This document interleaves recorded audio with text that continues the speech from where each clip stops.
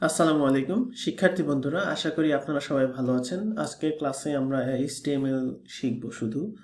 তো প্রথমেই web development শুরুতেই আমাদের HTML শেখা প্রয়োজন। আমরা আস্তে আস্তে HTML CSS জাভাস্ক্রিপ্ট শিখব। তো প্রথমেই চলুন আমরা HTML শুরু করি।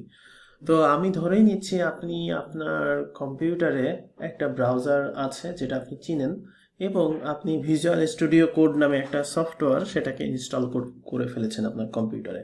যদি এখনো ইনস্টল না করে থাকেন সেক্ষেত্রে গুগলে সার্চ দিয়ে ভিজুয়াল স্টুডিও কোড এই সফটওয়্যারটি ইনস্টল করে নিন। আমরা এটি দিয়েই মূলত কোড করব। তো প্রথমত আমরা যেটা করব সেটা হচ্ছে আমরা ডেস্কটপে গিয়ে একটা ফোল্ডার তৈরি করব, যেটাকে আমরা নাম দিলাম হচ্ছে মাই ওয়েবসাইট। তো চলুন আমরা শুরু করি। নাম দিলাম মাই ওয়েবসাইট। এখন এই ফোল্ডারের ভিতরে আমরা এখন কাজ করব। তো প্রথমে আমরা যেটা করব সেটা হচ্ছে আমরা এই ভিজুয়াল স্টুডিও কোডের এখানে ক্লিক করব, করে ওপেন ফোল্ডার করার পরে আমরা যাব ডেস্কটপ, এরপরে মাই ওয়েবসাইট এটাকে সিলেক্ট করে দিব। আপনারা যারা উইন্ডোজ ব্যবহার করবেন একইভাবে কাজ করবে। সো প্রথমেই আমরা দেখেন এখানে একটা ফোল্ডার ওপেন হয়ে গিয়েছে মাই ওয়েবসাইট নামে। এখন এইখানে এটার মানে হচ্ছে নতুন একটা ফাইল নেওয়া, এটার মানে হচ্ছে নতুন একটা ফোল্ডার নেওয়া। তো আমরা একটা ফাইল নিব, যে ফাইলটার নাম হবে হচ্ছে index.html।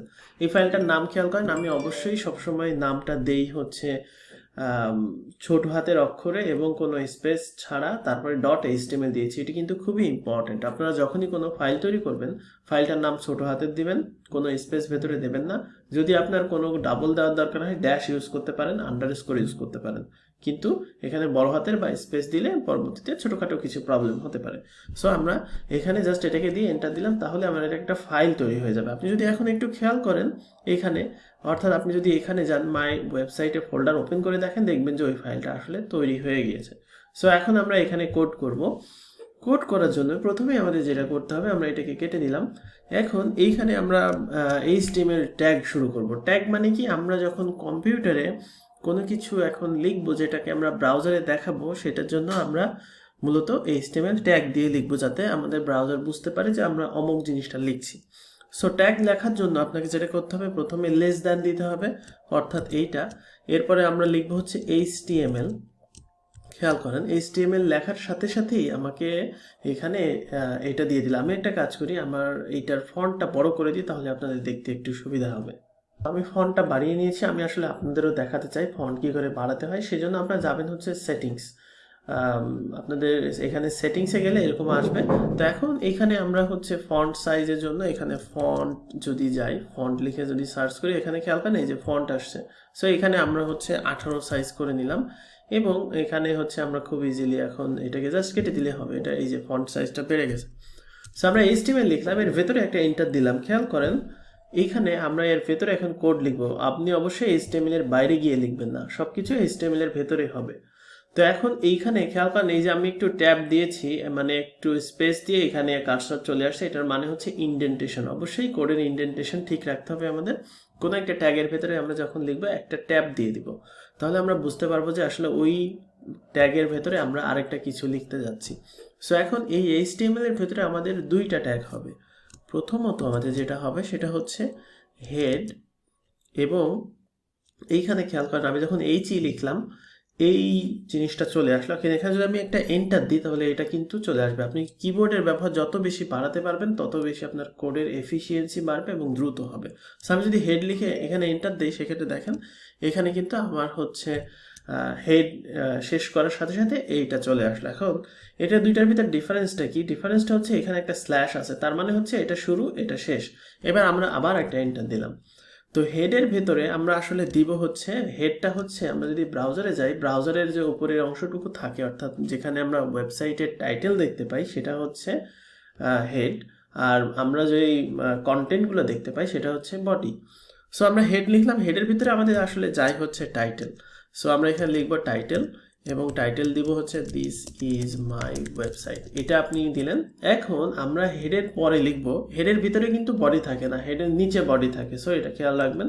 আমরা এখানে একটু আরেকটা এন্টার দিয়ে নিচ্ছি, নিয়ে আমরা এখানে হচ্ছে বডি লিখব। তো বডি লিখে এখন বডির ভিতরে আমরা একটা সিম্পল একটা টেক্সট দিব, যে টেস্ট, এইটা দিলাম। তো তাহলে এখন এই ওয়েবসাইটটা যে কেমন হচ্ছে সেটা আমরা যদি দেখতে চাই, সেক্ষেত্রে আমাদের যেটা করতে হবে, আমরা যে ওই যে ওপেন করেছিলাম সেটাকে আমরা এখন এখানে ড্র্যাগ অ্যান্ড ড্রপ করে ছেড়ে দেবো, অর্থাৎ এখানে জাস্ট ড্র্যাগ অ্যান্ড ড্রপ করে এখানে আমরা ছেড়ে দিব, তাহলে এই ওয়েবসাইটটা ওপেন হবে। খেয়াল করেন এই ওয়েবসাইটের টাইটেল আপনারা যখন ব্রাউজারে দেখবেন যে দিস ইজ মাই ওয়েবসাইট লেখা, এবং আমরা শুধুমাত্র টেস্ট এখানে দিয়েছি বলে আমাদের এখানে টেস্ট আসছে। এখন আমরা হচ্ছে কিছু HTML ট্যাগের কাজ দেখব। HTML ট্যাগ আমরা কিভাবে কাজ করি সেটা আমরা দেখব। তো প্রথমত এখন আমরা এখানে গিয়ে আমরা এখন ধরেন এখানে একটা লিখব যে হেডিং 1 অর্থাৎ H1। তো H1 আমরা এখানে লিখলাম এবং আমরা H1 শেষ করব।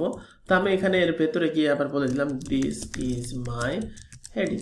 তো এখানে আমরা হেডিং যদি এখানে লিখে সেভ করি এবং এখানে যদি আমরা এখন রিফ্রেশ করি, সেক্ষেত্রে দেখবো যে এই লেখাটা বড় করে আসছে, কারণ এটা আমরা হেডিং 1 হিসেবে দিয়েছি, ব্রাউজার এটাকে হেডিং হিসেবে নিচ্ছে। একইভাবে আপনি এই লাইনটাকে কপি করে পেস্ট করতে পারেন। আমি ডুপ্লিকেটের জন্য একটা শর্টকাট ইউজ করি, পরে আপনাদের শর্টকাট দেখাই দেবো আমি। সো এখানে চেঞ্জ করে আমি হেডিং 2 দিচ্ছি। অবশ্যই ভুলে যাবেন না, এখানেও কিন্তু আপনার হেডিং 2 দিতে হবে। ঠিক একইভাবে আমি আরও কয়েকটা হেডিং নিব এবং আপনাদের আসলে দেখাবো। তো আমাদের হেডিং হয় হচ্ছে হেডিং 3, হেডিং 4, হেডিং 5, হেডিং 6, এই 6টা হেডিং আমাদের হচ্ছে প্রয়োজন হয়। তাহলে 6, এরপরে হচ্ছে 5, 4, তারপরে হচ্ছে 3, তারপরে হচ্ছে 2, 1। এবার যদি আমি এটাকে সেভ করে এখানে ওপেন করি, সেক্ষেত্রে খেয়াল করেন যে আমাদের এটা হচ্ছে হেডিং আসছে, এটার হেডিং আসছে, এটার হেডিং আসছে, অর্থাৎ প্রত্যেকটা বড় থেকে ছোট করে আমরা হেডিং একটা করে নিলাম। এখন আমরা আরও কিছু ট্যাগের কাজ দেখব। আমাদের আরও কিছু ট্যাগ আছে, সেটা হচ্ছে আমরা একটু এন্টার দিয়ে করি একটা প্যারাগ্রাফ। এখানে যদি আপনি লেখেন লরেম 10, তাহলে 10টা ওয়ার্ড দিয়ে লরেম টেক্সট হয়ে যাবে, আপনাকে মানে টাইপ করে লিখতে হবে না। এটা হচ্ছে একটা ডামি টেক্সট, ডামি মানে একটা ডেমো টেক্সট। সেক্ষেত্রে এখন এখানে রিফ্রেশ দেন, এইটা হচ্ছে আমাদের প্যারাগ্রাফ। নর্মাল যে প্যারাগ্রাফের টেক্সট সেটা হচ্ছে প্যারাগ্রাফ। তো প্যারাগ্রাফ টেক্সট আছে। এখন আমরা তো ট্যাগ শিখলাম, আমরা যদি এখন একটা লিঙ্ক আনতে চাই যেখানে ক্লিক করলে আমরা একটা ওয়েবসাইটে চলে যাব, যেমন ধরেন আমরা যদি এখন যে এখানে লিঙ্কের জন্য এ মানে হচ্ছে অ্যাঙ্কর, তো এখানে আমরা টেস্ট দিলাম, কিন্তু এই লিঙ্কটা যে কোথায় যাবে সেটা তো এখন আমাদের ডিফাইন করতে হবে। তো সেই জন্য আমরা এখানে যাব হচ্ছে AHREF, এইখানে গিয়ে এখন হচ্ছে আমরা কোনো একটা ওয়েবসাইটের লিঙ্ক দিতে পারি। যেমন এটার মানে হচ্ছে অ্যাট্রিবিউট, খেয়াল করবেন, অর্থাৎ অ্যাট্রিবিউটের নামটা হচ্ছে HREF। এখন অ্যাট্রিবিউটের তো একটা ভ্যালু লাগবে, তো সেই জন্য আমরা দিছি হচ্ছে ইকুয়াল, তারপর ডাবল কোটেশন এখানে দিয়েছি। আপনি চাইলে সিঙ্গেল কোটেশনে দিতে পারেন, বাট ডাবল কোটেশন হচ্ছে বেটার, এটা হচ্ছে ডিফল্ট। সো আমরা হচ্ছে এখন এখানে ওয়েবসাইটের লিঙ্ক দিব। তো ওয়েবসাইটের লিঙ্ক যদি আপনি যদি দেন, যেমন ধরেন google.com, তাহলে কিন্তু হবে না। এখানে আপনাকে অবশ্যই ওয়েবসাইটের লিঙ্ক দেওয়ার জন্য যেটা করতে হবে http, তারপরে কোলন, তারপরে 2টা স্ল্যাশ। এটার মানে হচ্ছে HTTP এর মানে হচ্ছে হাইপার টেক্সট ট্রান্সফার প্রোটোকল, অর্থাৎ লিঙ্ক দেওয়ার আগে অবশ্যই আমাকে উল্লেখ করে দিতে হবে HTTP কিনা। তো সেক্ষেত্রে আমরা যদি এখন টেস্ট এখানে রাখি, এখানে যদি আমরা গিয়ে রিফ্রেশ দিই, সেক্ষেত্রে খেয়াল করেন এটা ব্লু কালার হয়ে গেছে, নিচে একটা আন্ডারলাইন হয়েছে, এটা ব্রাউজারে বাই ডিফল্ট। এখন এখানে ক্লিক করলেই কিন্তু আমি google.com-এ চলে যাবে। যেমন দেখেন এখানে ক্লিক করলাম, করলেই যে google.com-এ চলে আসলাম। সো এইখানে এটা হচ্ছে লিঙ্ক, আর এই কালারটা ডিফারেন্ট হয়ে গেল কারণ হচ্ছে এই লিঙ্কটা আমি আসলে একবার ভিজিট করেছি, যখনই ভিজিট করব তখন হচ্ছে লিঙ্ক 2বার হয়ে যাবে। তো তাহলে আমরা দেখলাম যে কিভাবে আমরা হচ্ছে একটা লিঙ্ক করতে পারি। এখন আমরা সর্বশেষ একটা জিনিস দেখব, সেটা হচ্ছে আমরা কিভাবে একটা ছবি নিয়ে আসতে পারি। ছবি নিয়ে আসতে হলে আমাদের এখানে ট্যাগটার নাম হচ্ছে ইমেজ। এই ট্যাগটা একটু ডিফারেন্ট আপনি খেয়াল করেন, আমরা এর আগে ট্যাগ দিয়েছি যে ট্যাগের শুরু হয়েছে, তারপরে ট্যাগের শেষ হয়েছে, বাট ইমেজ ট্যাগটার কোনো শুরু বা শেষ নাই, মানে ওই একটা ট্যাগ দিয়েই সব কিছু হচ্ছে। সো আমরা যদি একটা ইমেজ আনতে চাই, সেক্ষেত্রে আমরা 2ভাবে নিয়ে আসতে পারি। কিভাবে? আমরা প্রথমে যাব হচ্ছে images.google.com।